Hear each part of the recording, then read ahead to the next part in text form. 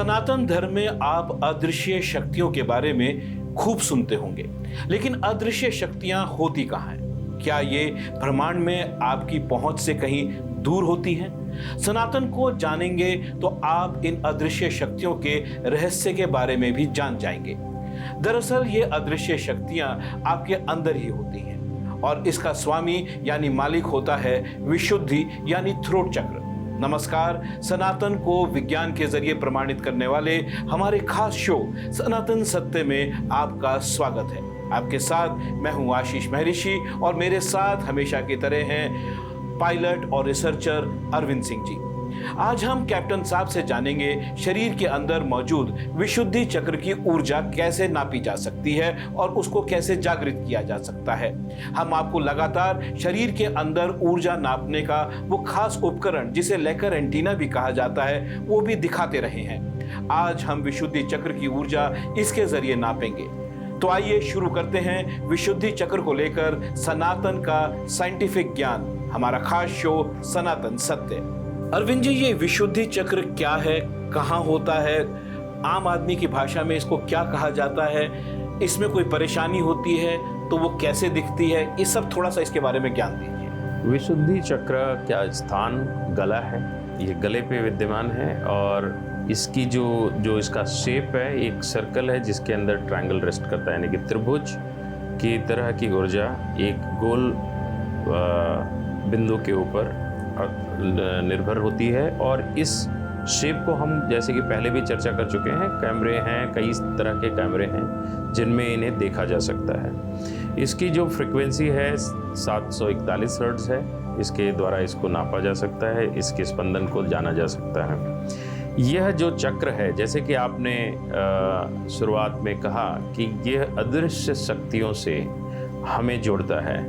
यह हमारी शोध में स्पष्ट हुआ है कि जितने भी मास्टर्स हैं, योगीज हैं, जिनकी पहुंच उन अदृश्य शक्तियों तक होती है, उसकी संभावना और उसकी ऊर्जा इसी विशुद्धि चक्र के अंदर वो पैदा करते हैं। इसको थोड़ा सरल शब्दों में समझाइए अरविंद जी। मतलब आप ये कह रहे हैं कि जितने भी ज्ञानी हैं, साधु हैं, संत हैं, उनकी शक्ति इधर है, वो कैसे है, थोड़ा सरल शब्दों में समझाइए इसको।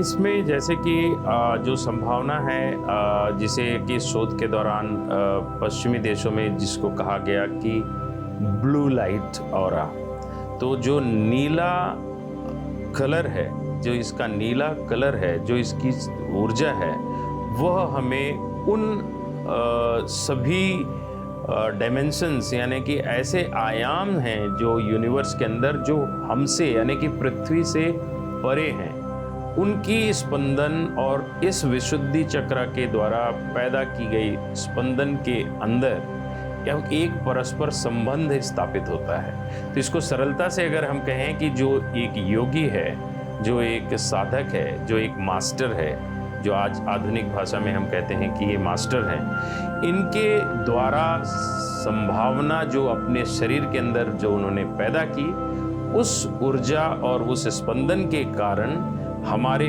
उन आयाम जिनकी हम सिर्फ कल्पना करते हैं, जिसे आप डेटी, देवी, देवता कह सकते हैं, आपकी अपनी समझ अनुसार उन सारे आयाम से आप जुड़ सकते हैं। ये बताइए, हम जब इसको रिकॉग्नाइज करें या पहचाने कि मेरे थ्रोट चक्र में या कोई दिक्कत है, तो वो कैसे पता चलेगा कि मतलब हाँ इससे ये दिक्कत है? जैसे आपने हमें पिछले एपिसोड में बताया था कि अगर आपके इस चक्र में दिक्कत है तो आपका बीपी प्रॉब्लम हो सकती है।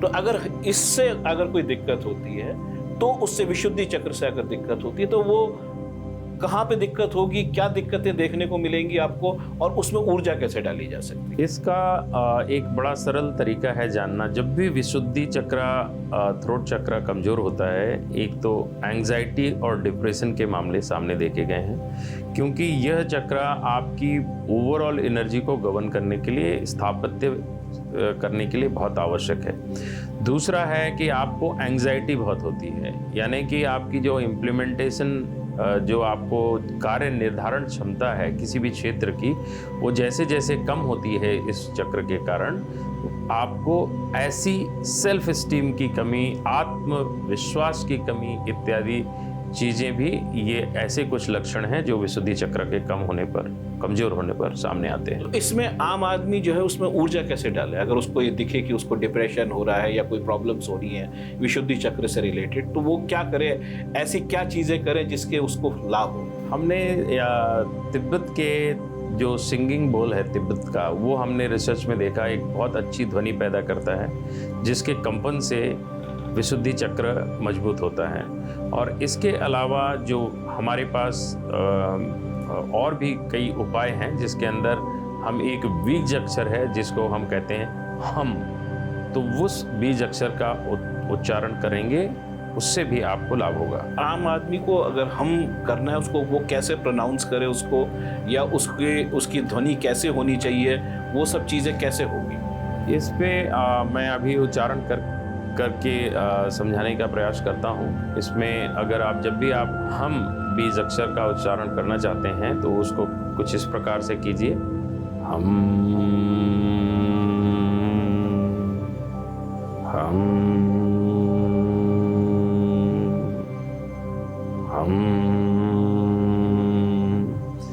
अंत में आप देखेंगे कि एक खास जो कंपन है वो आप पैदा कर रहे हैं और वो उस कंपन से आपके विशुद्धि चक्र का जो क्षेत्र है वो प्रबल होगा। इसके अलावा आप श्वास की विधि भी बहुत सारी हैं, कई सारे योग भी हैं जिसके बारे में निश्चित ही हम आगे चर्चा करेंगे। ये बताइए, थायराइड ग्लैंड होता है एक थ्रोट के अंदर, आम लोग आजकल देखे हमने महिलाएं जो हैं वो बहुत परेशान रहती हैं, या तो हाइपरथायराइडिज्म हो जाता है या हाइपोथायराइडिज्म हो जाता है, क्या उसमें भी इससे कुछ फायदा हो सकता है? थायराइड भी थ्रोट चक्र से कनेक्टेड है और निश्चित ही अगर आप जब भी ऐसे किसी सिम्टम को, किसी में भी इस सिम्टम को देखते हैं तो यह निश्चित बात है कि उनका विशुद्धि चक्र जो है वो कमज़ोर है। अगर वो कमज़ोर नहीं होगा तो वो उन्हें कॉम्प्लीमेंट करेगा, वो उन्हें लाभान्वित करेगा और इस बीमारी को कम रखने में निश्चित तौर पर मदद करेगा। ये बताइए, आम आदमी जो है जब इसको ठीक करने की कोशिश करे, कौन कौन सी विधि अपनाएं, खासतौर से खान पीन से रिलेटेड, क्या खासा खाना खाएं, कौन से भगवान की पूजा करें, ये सब जो विचार आते हैं वो कैसे हो? जो थ्रोट चक्र है उसके लिए प्लम्स बहुत अच्छे माने गए हैं। प्लम्स खाने चाहिए, ब्लैकबेरी खाने चाहिए, आपको लाल कलर के जितने भी पदार्थ हैं सब्जियों में उनका सेवन करना चाहिए। इससे विशुद्धि चक्र निश्चित ही मजबूत होगा। ये बताइए, फल तो आपने बता दिए, सब्जियां भी आपने बता दी, आम आदमी जो है अगर सनातन से जोड़ के देखें तो कौन से भगवान की आराधना करें या कौन से देवी देवता की आराधना करें जिससे उनको फर्क पड़ेगा, उनको लाभ होगा? इसमें विशुद्धि चक्र का जो सीधा संपर्क है वो पंचवक्र शिवा से है और उसमें अगर आप इसमें भी हम लोगों ने शोध किया कि हमारे सनातन धर्म के अंदर जो हमारे पूर्वज थे उन्होंने व्यवस्था कितनी जगह बनाई हुई है। पंचवक्र शिवा जो है उसके शिवलिंग की स्थापना 5 दिशाओं में उनका मुख होता है और उस जगह पर की गई स्तुति एक ऐसी ऊर्जा का निर्माण करती है जिससे विशुद्धि चक्र बहुत जल्दी अपनी मजबूती की तरफ आने लगता है। कुछ ही समय आप वहाँ बिताएंगे तो आपको वो फर्क जो है वो महसूस होगा। दूसरी देवी जो है गॉडेस सरस्वती हैं, वो भी विशुद्धि चक्र की अधिदात्री हमारे सनातन धर्म में कही गई हैं, तो उनके भी चांटिंग, मेडिटेशन और प्रेयर्स आपको विशुद्धि चक्र को मजबूत करने में मदद कोई ऐसे मंत्र आपको याद हो जो कि बता सकें कि सरस्वती जी की ये वाली आराधना करें तो उससे फायदा होगा? इस पे बहुत विस्तार है, इस पे किसी तरीके से इसे संक्षिप्त करना या किसी एक मंत्र विशेष पे इसको जोड़ना मेरा ख्याल है ये बहुत ही मुश्किल कार्य होगा। परंतु अगर आप इस पे एक बीज का उच्चारण करते हैं वो सहजता से इसको मजबूत करता है, उस हम बीज अक्षर का इस्तेमाल जरूर किया जाना चाहिए। अच्छा, ये बताइए कि निशानियां क्या क्या होंगी अगर मैं इसको जब ठीक करता हूं, अगर हम नॉर्मल प्रोसेस से जो आपको बताते हैं तो शरीर में क्या फर्क दिखने शुरू हो जाएंगे आपको? जितने भी हमने चर्चा की थ्रोट चक्र के से संबंधित जितने भी लक्षण हैं, जितनी भी बीमारियां हैं, इनमें निश्चित ही बहुत अच्छा संतुलन और बहुत अच्छी फ़ायदे की परिस्थिति दिखेगी। आपको वो सारी चीज़ें नहीं होंगी, आपको डिप्रेशन नहीं होगा, आपको एंग्जाइटी नहीं होगी, आप अपने आप को अलूफ और बड़ा ही दुखी नहीं महसूस करेंगे। ये सारी चीज़ें, और इससे भी ज़्यादा अधिक आप आपस में जब परामर्श पे जो नेगोशिएशन करते हैं, जब बातचीत करते हैं, तो जब आप अपनी बात से अपने सामने वाले व्यक्ति को लुभा सकते हैं, मना सकते हैं, समझा सकते हैं, यह सारी ऊर्जा का जो संचालन है विशुद्धि चक्र ही करता है। निश्चित तौर पे अद्भुत है, देखने लायक चीज है, एक्सपीरियंस करने लायक चीज है। अरविंद जी, ये बताइए कि हम जब इस चीज को देखते हैं, सनातन को, मंदिर जाके भी क्या कोई इससे लाभ हो सकता है कि क्या मेरे थ्रोट चक्र को किसी मंदिर में जाके किसी ध्वनि से, अगर जैसे आपने पिछले एपिसोड में बताया था कि अगर आपको हार्ट चक्र को बेटर करना है तो आप मंदिर का घंटा बजा के, तो क्या इसमें भी कुछ ऐसी चीजें दिख सकती हैं? जैसे कि हमने देखा कि विशुद्धि चक्र का संपर्क गले से है, तो अगर आप मंदिर की व्यवस्था में यह जानना चाहते हैं कि कौन सा ऐसा विज्ञान है जो विशुद्धि चक्र को बहुत बढ़िया करता है, तो इसके अंदर आता है शंख। जब भी आप कोई भी कार्य अगर ना कर सकें और अगर आप शंख बजा सकें, तो यह जो थ्रोट चक्र, विशुद्धि चक्र है, यह तुरंत प्रबल हो जाएगा। दोनों बातों से, शंख से जो ध्वनि निकलेगी उसके कंपन से भी, और जो शंख बजाने की प्रक्रिया में जो आप जिस तरह से आप वायु का आदान प्रदान करेंगे, उससे भी थ्रोट चक्र जो है वो मजबूत हो जाएगा। अरविंद जी, ये बताइए कि हमारे दिनचर्या में ऐसी हमारी क्या गलतियां होती हैं जिसकी वजह से विशुद्धि चक्र में परेशानियां पैदा हो जाती हैं? जैसे कि हमने देखा कि विशुद्धि चक्र, अभी जब हम चर्चा कर रहे थे तो इसमें ये बात आ गई है कि अभिव्यक्ति की कमी, आपस में भ्रम होना, आपका खुद का जो पूरी तरीके से जो एक कंट्रोल है, एक जो शक्ति है सोचने की, समझने की, इम्प्लीमेंट करने की, उन सारी चीज़ों में इसका रिश्ता बहुत बड़ा है। जब भी आप थ्रोट चक्र को देखते हैं कि कमज़ोर हो रहा है, इसका मतलब है आप अपनी दिनचर्या में कुछ चीज़ों पर विशेष ध्यान दें। एक तो कभी भी इस जो गॉसिप कही जाती है, चुगली, जब भी आप कोई गलत चीज़ कहते हैं और करते हैं, उसका जो परिणाम है वो इस चक्र की ऊर्जा को प्रभावित करता है। खाने में आप अल्कोहल, ड्रग्स या किसी भी तरह के स्मोकिंग, धूम्रपान, ये जब भी आप करेंगे आपका विशुद्धि चक्र खराब होगा, और जैसे ही ये चक्र खराब होगा, वो सारी बातें जो हमने चर्चा की, इन सारे जीवन की उन क्षेत्रों में प्रभाव आना शुरू हो जाएगा। तो अब जो है अरविंद सिंह जी मेरा थ्रोट चक्र यानी विशुद्धि चक्र को नाप के देखेंगे लेकर एंटीना के जरिए कि कहीं इसमें कोई दिक्कत तो नहीं है।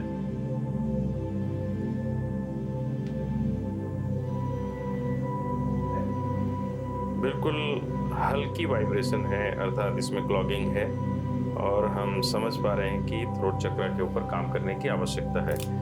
तो आज हम एक बीज अक्षर की वाइब्रेशन के ऊपर काम करेंगे। तो आप प्रयास कीजिए कि उसे आप कम से कम 11 बार राइट हैंड, जो दाहिना हाथ है, उसे यहाँ रखकर, और हम बीज अक्षर का एक बार आप मुझे बताएंगे दर्शकों के लिए भी कि ये कैसे करना है, और फिर मैं उसको करने की कोशिश करूँ। करने के लिए ये प्रयास करना चाहिए कि जैसे कि एक घंटे की ध्वनि होती है, वो जब शुरू में बहुत प्रबल होती है और फिर धीरे धीरे नीचे जाती है वाइब्रेशन उसकी, ठीक इसी प्रकार इसका उच्चारण करना है। हम